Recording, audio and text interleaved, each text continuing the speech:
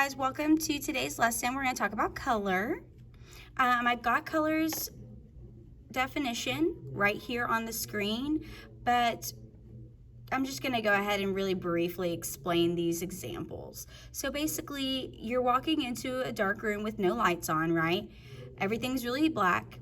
And then you turn the lights on, and all of these colors of the rainbow, red, orange, yellow, green, blue, purple, they're all coming together to create that white light we're seeing.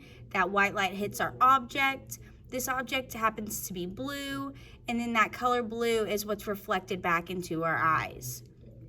Okay, so that stream of color is red, orange, yellow, green, blue, and violet. Okay, so Roy G. Biv is usually what we use to remember this. However, today for our sketchbook, we're going to create our own acronym using the correct order of colors. So it does need to be in the same exact order, or you can reverse it and it's still the same order. So violet, blue, green, yellow, orange, red, or red, orange, yellow, green, blue, violet. In our case, I don't mind if you switch violet out for purple and use the letter P if you like. That's totally up to you. For my example, it's not very good. Hopefully you come up with something that's easier to remember. I said Rover overate yesterday's great big venison. So I'm using red, orange, yellow, green, blue, violet. And that phrase will help me remember that that is the correct order in which my colors should be in my assignment later. So taking a look at the color wheel, we're all going to be responsible for knowing our primaries, red, yellow, and blue, but we also need to be responsible for knowing our secondaries, orange, green, and violet. These colors, when mixed together, create these colors. So primary plus a primary equals a secondary. For instance, our primary blue mixed with our primary yellow will create the secondary green. This primary blue and the primary red mixed together will create the secondary purple, and the primary red and primary yellow will mix together to make the secondary orange. Now, this is really important because of that order we talked about. Red, orange, yellow, green, blue, purple. This order is going to tell us where these colors lie on the wheel, what mixes what. So when you create your own color wheel, I shouldn't see a color like green in between purple and red. Right? Green should be in between blue and yellow because those are the two primaries that mix to create it. Okay? So 7th and 8th grade, you will only be required to know these 6 colors. However, 9th grade, I am going to ask that you guys start to learn your tertiaries. The easy thing to remember about the tertiaries is that it's always going to be a primary plus a secondary equals primary secondary.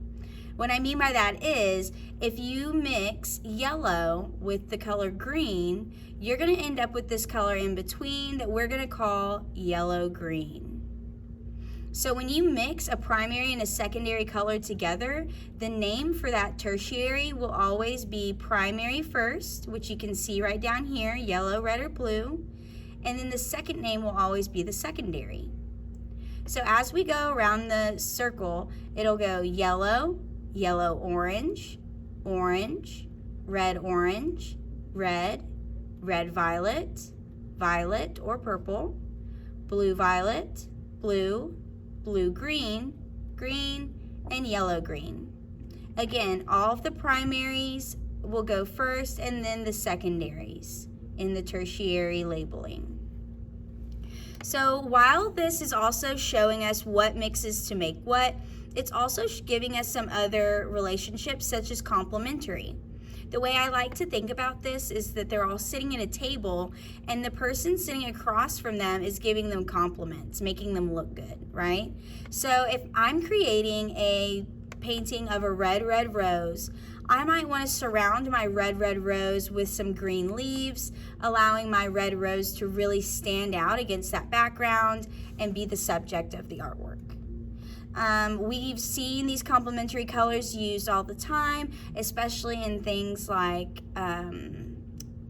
game uniforms, sporting events, sporting uniforms, things like that. We've seen this blue-orange in Colorado. We've seen this yellow-purple for LSU or the Lakers. Tertiaries can even be complementary. It's just whatever's across the table from your color in question. All right, so I did spill a lot of information on this color wheel. This is going to be where we're going to lie for a while as far as colored pencils go and for our next assignment. But I do want to go ahead and discuss hues, tints, tones, and shades. Later on, when we move towards paint, especially for my 9th graders, you are going to be asked to recreate a color wheel with tints and shades as well. Tones, I did put on the slide, but we are actually not going to create these this year. We're going to stick mostly to tints and shades. So for the hue, very first one, a color or shade, right? In this particular example, think of it as the primary paint that you get right out of the tube. So for this example, let's talk about orange. We love our hardwood orange. So let's say this outside orange is going to be our hue. This is going to be straight out of the paint tube orange. I have not mixed anything with it yet. This is just what the paint company says is orange, okay? So I've got this original color. Now I want to create some tints or mix white with this color. Once I mix white, I'm going to create a lighter shade or tint. This is not the only tint that can be created though, right? I could add a little bit more white to this color and create a second tint. So you can have various tints and various shades of each hue. Now, when we start talking about shades, we're no longer mixing white paint. We are now mixing black paint. So looking at orange, we've got our orange hue on the outside, our first orange tint on just the inside of our original hue, the tones here in the middle, but we're going to look at this shade right here where they've taken the outside orange hue and mixed in black. So again, we can mix even more black into this color and create another shade, or we could mix more orange into it and make it a lighter shade. It would still be considered a shade because it still has black mixed in. Now, once we start working with paints, I had this question earlier today. If you mix a shade that has black mixed in it with a tint that has white mixed in it, you're now creating a tone. Because black paint and white paint, when mixed together, creates gray. So you're going to start to get a more muddled look. So like I said, we're going to stay away from that concept for now, and we're really just going to stick with our original hue and then some tints, and then our original hue and several shades. But this is a great example for all our whole color wheel and the breakdown of those tints and shades here.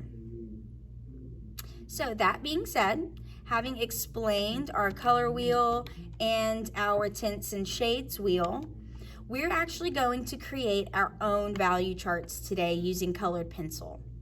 Notice right here it says you will need 2 slips of paper, 1 pencil, and 1 colored pencil. The key here, guys, is to make sure that your pencil stays sharp. The first slip of paper, you're going to fold it to where you have at least 7 to 8 squares. 1 square at the very end is going to be completely white. No pencil is going to touch it. Whereas the opposite end is going to be where you are pressing down as hard as you can, filling into the entire rectangle, making sure there's no scribble scrabble, and that the whole rectangle has the same flat value.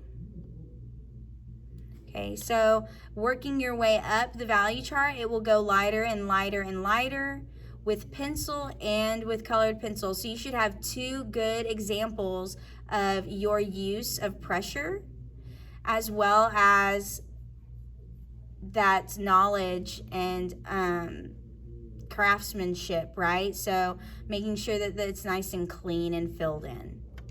All right, remember, one side, no pencil at all, and then the rest of them are going to gradually get darker or lighter.